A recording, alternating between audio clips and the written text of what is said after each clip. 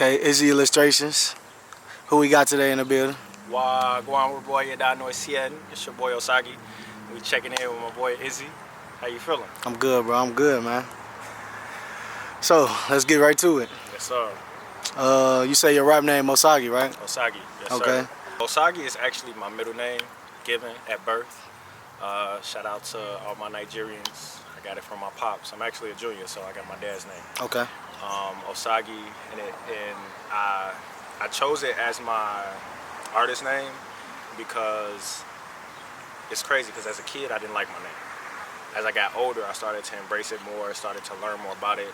And then when I learned that Osagie means God sent, I felt like, okay, that's kind of how I live my life. You know what I'm saying? Like Right. that's just kind of how I feel about it.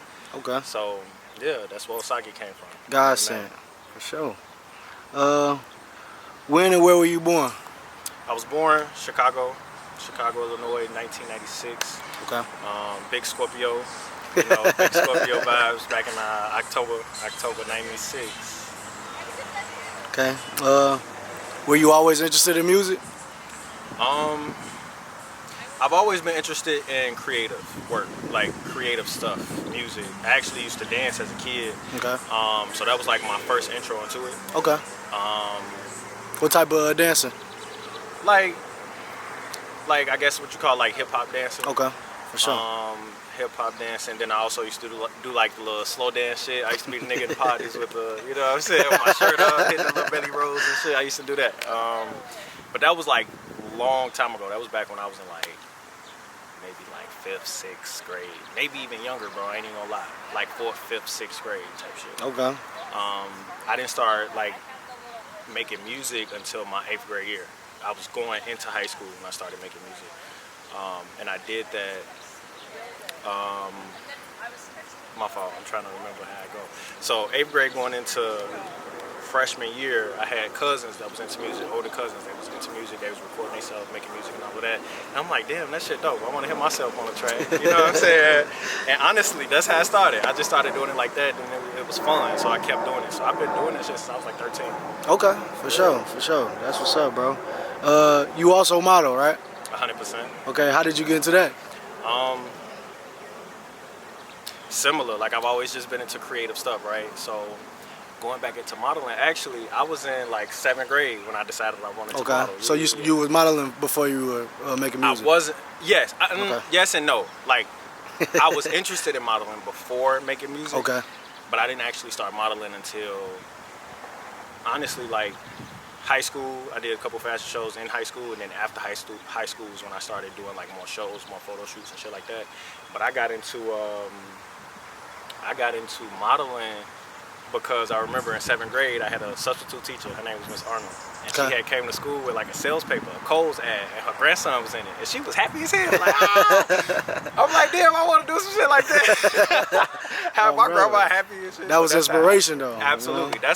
That's how I got into it. I remember going to like Disney tryouts and shit. So thanks to Miss Arnold. Shout out to Miss Arnold. Shout out to Miss Arnold. I recently see you just came back from Nigeria. How was the experience? Man, Nigeria was a life-changing experience for more ways, like for multiple reasons, I should say. Okay.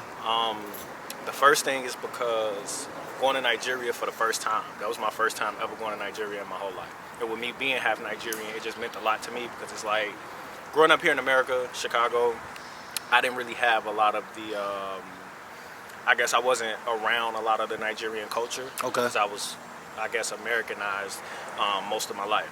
But as I got older, started embracing my Nigerian side a lot more, started communicating with a lot more people on my father's side.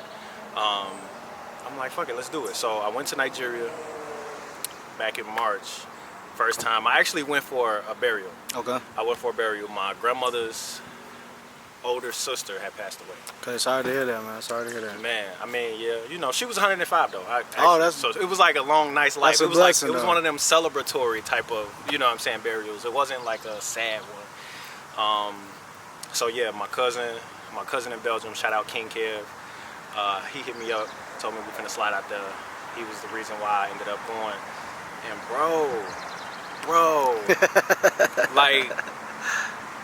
like seeing seeing how the life is out there, Right. it just changes your mind. It just opens your mind because it's like a different world almost. You know what I'm saying? Just the experience itself, bro, was like, it was different. It was different because like when you hear from Chicago, you know what I'm saying, we get so used to the lifestyle that we have here that we forget that there's other lifestyles, other cultures, other traditions, other things, you know what I'm It's saying? a whole world out there. A whole different world, whole Right. different experience, you know what I'm saying? There are some similarities, but the life is just different. And then also being surrounded by your own people, that felt amazing too, you know what I'm saying? Right. Like really knowing that it's just like, damn, these are my people, you know what I'm saying? And just seeing it, bro, so it was life-changing.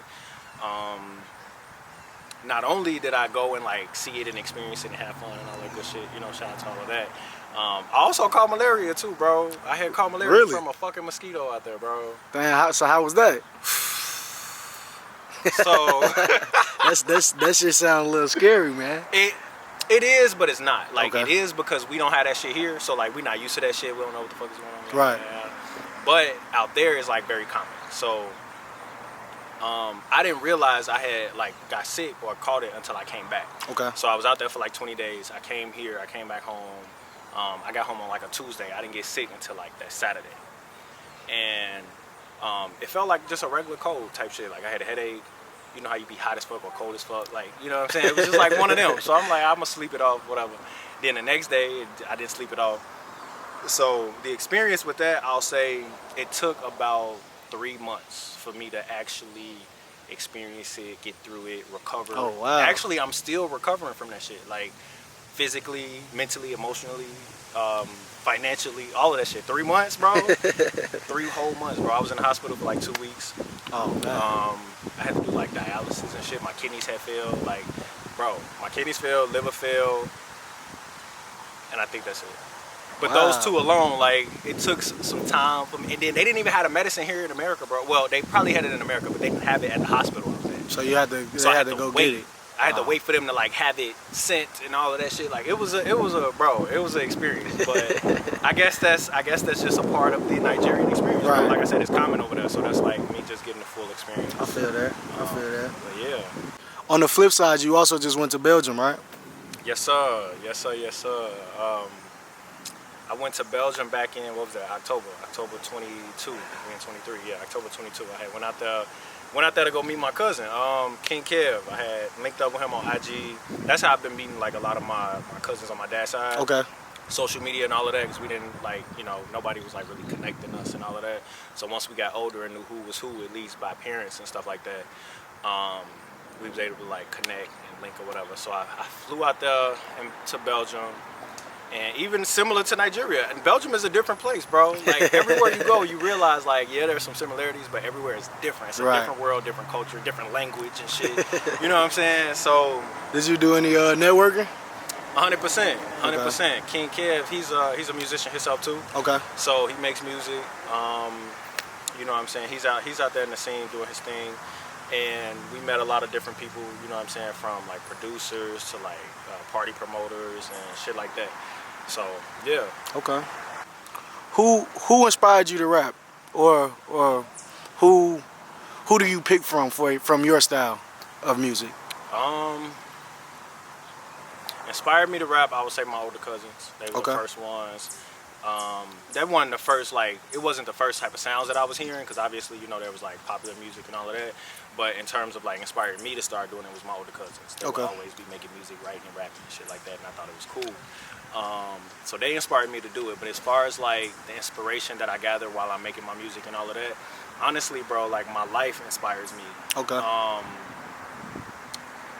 I'm inspired by like creative things, you know what I'm saying? So that's why I like music, that's why I like photography, modeling, fashion.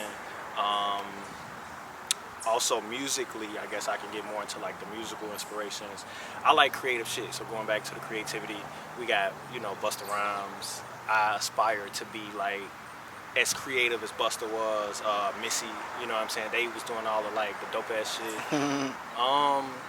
Lil Wayne, Okay. greatest rapper alive in my opinion.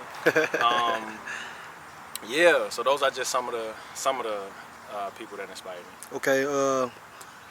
Same question, but model wise, Model wise, who do you say you look up to in that realm?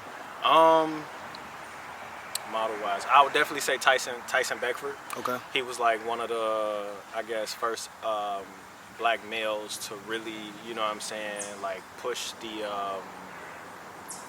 what's the word I'm looking for? He was the first one to kind of like start breaking some of the records and like doing a lot of stuff that we weren't doing before. Okay. So shout out to him. Currently, we got Alton Mason. He's just very, very dope. Cause he just be doing all kind of shit, bro. Like he's also a black male model who's doing shit that we've never done before. You know what I'm saying? Or have never had the opportunity to do. There's a couple more. I'm trying to think though. That's good. As of right now, that's all I got. But those two for sure. You're bringing us into your world, so you know 100%, that's great. You shout names out. Your first official single on streaming platforms was "Money Right" in 2022, if I'm not mistaken. Can you take us through the process of creating that? Yeah, Money Right. Money Right is like one of those ones where it's like you ain't gonna never forget that one. Okay. You know what I'm saying? Because it was my first official streaming platform song. And then on top of that, it was gearing me towards, so like at that time I dropped it 2022, I wrote it 2019. Okay. At that time, man, what inspired me to make that song, I was broke as fuck, bro. I had just went through some shit, you know what I'm saying? Man, that year 2019 I went through some financial hardships. Okay. And in that moment, that's just how I felt. I'm like trying to get this money right all day, all night. It was shit in there that I was saying that I'm like, that I really felt, really meant. When I had kids and they gonna need food, okay. They gonna have kids and they gonna eat too. You know what I'm saying? Like, no, for real. Like, that's how I really feel, bro. So like, you was putting your heart into it. 100%, 100%. And I also feel like shit. After that, I manifested more money. So I'm like, hey, here we go. Manifestation, man. You know. Your most recent single was "LOL," dropped 2023, correct? Yeah, last month. Dope video. Thank you. Can you tell us how you got the idea for it? For sure. In the song? Yes, sir. LOL was another one of them ones that I ain't gonna never forget because so like when I make music, when I'm creating music, I should say, like writing and shit like that, putting together ideas. Because I got a lot of stuff that I don't put out. I got a lot of different sounds that I experiment with and all of that. So in the process of LOL, I had wrote, at least at that point, I felt like I wrote so many songs that was like either too serious or like too, you know what I'm saying? Like, not saying that it's a bad thing to have serious songs, but I had enough of that. Right. So at that point, I was like, I just want to have fun with this shit. I just want to do something creative. Like I said, creativity is like what gives me life, bro. So at that time, I'm like, I just want to write some shit. I don't want to think too much about it. Okay. I just want to have fun with this shit. And that's how LOL came about. I found the beat. It was decent. Man, that video was on point, man. Even with the video, bro, like just like the Joker. Man, even with the video. So how LOL happened, right? I had wrote the first verse first. Okay. And it was just, like I said, on some free, not thinking too much about it, just write the verse. So I wrote the verse, and after I finished the verse, because I wrote that first verse, bro, and like, I ain't even gonna lie, I wrote that shit like all in one, I'd say 2 minutes type shit. So when I thought of the word, I immediately thought of the next line. And that verse was done, and when I finished, I started laughing. I was like, ah! And after that, and I'm listening to myself laugh as I'm writing and the beat still playing, I said, that's it. I said, that's it. You know what I'm saying? The laugh was perfect for me. Bro. So divine timing. Bro, so when that happened, I just said, okay, that's gonna be the hook. Then it actually, I didn't come up with the second hook until I actually recorded the song. Okay. I mean the second verse until I actually recorded the song. It was like hours before I went to the studio, wrote the second verse. So going back to the video, with the laughing and all of that, I'm like, what can I do creative that's just different as fuck, that can like coincide with this naturally? It was the Joker. It's like, you know, he's known for his laughing. He's known for like that crazy antic shit. Right. You know what I'm saying? So, bro, that's how it happened. I linked with Motif Media. Kenny linked with him. he understood the vision. That was what was important to me too, because Okay. like a lot of times I come up with shit and I'm like, how the fuck am I gonna put this together? You know what I'm saying? Like, not saying that it's impossible to put it together, but it's just so many moving parts. Right. You know what I'm saying? Like, from the clothes to the location to the, you know, everything got to be on point. Yeah. So when I explained it to him, he just immediately understood the vision. He started even throwing out ideas, and that was what was like, okay, cool, I don't even got to talk to nobody else. We're going to make it happen. And it came together naturally, bro. How do you juggle modeling and making music, or yeah, how do they coexist in your world? Honestly, so for me, because that's a good question actually, because I ask myself, how do I, you know, want to juggle these things? How do I feel it's best to juggle it? Sometimes I feel like I put too much into one and not enough into the other. But honestly, how I take it, at least day by day, honestly, I just take it day by day. I look at it like real life. You know what I'm saying? Like, we're people, we're humans. We have jobs, we have kids and other responsibilities or whatever the case is. And that's just one part of our life. You know what I'm saying? It's the same for me. Like, music is just one part of it. Modeling is another part of it. Goddamn it, anything else I do, business, because I'm heavy into like business and like finance and shit right now. And it's just another part of the life. Shit, you just gotta balance it the best way you can. There's no rule book to this shit. So honestly, I just try my best. That's real though. That's real, man. It's all about balance. 100%. What have you learned over the years about music and the space that it's in? I could tell you one of the most recent things that I'm like starting to really learn and understand and accept is that music and creativity is subjective. So what one person may love, another person may hate. Right. And that doesn't take away from the piece. That doesn't take away from the project. It's just that, you know, it's not for everybody. So I'm learning to understand and accept that, which is not hard. It's just, you know, when you got some shit that you care about, especially as a creative, right, you're sensitive about your shit, you got some shit that you care about, you just hope everybody care about it the way you do. You know, it's my shit. So you get one wrong thing, you're like, damn, for real? Like, oh, fuck. But no, that's one of the things that I've learned, though. That's for sure. Are there any artists you would like to work with in the future? 100%. I'm actually in a process now of, because I haven't really worked with many people. Obviously, besides you, I work with you know, and the guys, but I haven't really worked with too many people. So now I'm in a space where I'm actually wanting to work with more people. Okay. So yeah, shout out to all the guys from the Woodside. You know what I'm saying? Fee, shout out Glocks, shout out KI. Like, these are just some people that I have in mind right now that I want to work with. Even when it comes to like the different producers in Chicago, like I'm ready to start reaching out. You know what I'm saying? DJ Dope, CJ, you know what I'm saying?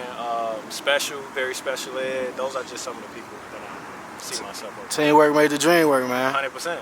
They are raw as hell too. So if I can add my rawness to their rawness, we can add some shit together. You know what I'm saying? Be fucking magnificent. Whole Woodside going up, man. 100%. What would you like to accomplish from rap? From modeling? From modeling? Modeling or rap? What would you like to accomplish? So how I view the creative things that I do, it's like a way to express myself, a way to be creative, and creative expression. That's what it's called. That's one of the main things, or the main goals, or the main reasons why I do music and I do modeling. As far as like, what do I want to accomplish? Now I'm looking at a lot of things from a business perspective. Even the fucking country we live in is a business, you know what I'm saying? And because I'm serious about, I guess, the type of impact that I want to have just on life itself, you know, my own life and then other lives that I guess that come along the way, or the paths that I cross. I want to be able to, I just want it to be impactful in some way, shape, or form. Impactful, and maybe, you know what I'm saying, somebody can relate to the shit I'm saying, or somebody can, you know what I'm saying, benefit from the things that I do. You know what I'm saying? Obviously, I mean, yeah, I do it for fun, but eventually I want to, you know what I'm saying, because I put a lot of money into this shit. Eventually I want to start getting some of that money back. Definitely. You know what I'm saying? Making some money off of the shit. Yeah, bro, that's like the main thing. You know what I'm saying? Having an impact and being able to benefit and have others benefit from the things that I do. So we're gonna play a little game, man. Sure. I'm gonna say your lyrics and you gotta finish it for me. Got you. Okay? Nigga, I ain't a clown, I ain't never been a fool. Ooh. Wait, which one is that? I don't just settle for nothing, bitch. That's why I'm making these moves. When I had kids, they go need food. We was just talking about that one. Okay. Back to back, I'm bouncing back. That's how you know a nigga strong. I ain't had no one to depend on. Had to do it on my own. That's why nobody tell me nothing. Bitch, I owe you nothing. Okay. Yeah. Everybody know I'm the bomb like Russia. MC Hammer haters know they can't touch this. Anything I do when I get this shit busted. Anything I wear, I make this shit look. Hey. Y'all see the fuck feet, with man? Y'all see You the see, feet? man, proper night, y'all boy. Hey. What can we expect next from Osagie? Man, there's a lot. There's a lot coming soon. So I'm working on more music, obviously. Right now, I'm still focusing on the singles. You know, we only 2 singles in right now, so this is still just the very beginning. Still working on a couple more singles, but next year, I actually want to produce a project or, you know, drop a project, have a body of work instead of just doing the ones at a time.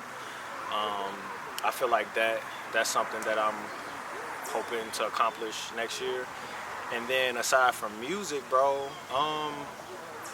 more, you know what I'm saying, more business moves. Like I said, I'm thinking globally. You know what I'm saying? So shout out to the crib. Chicago gonna always be the crib. I call myself the Shigerian rapper. You know what I'm saying? But no, Chicago gonna always be the crib. But you know what I'm saying? After visiting different places like Belgium, Africa, you know what I'm saying? Eventually I want to go to other places too. And I'm thinking global. I want to, you know what I'm saying, grow. That's what it is. So you can expect growth. That's what we're doing. We're expecting growth. That's what's up. Y'all heard it first from Osagie here on Izzy Illustrations. Shout out to you, bro.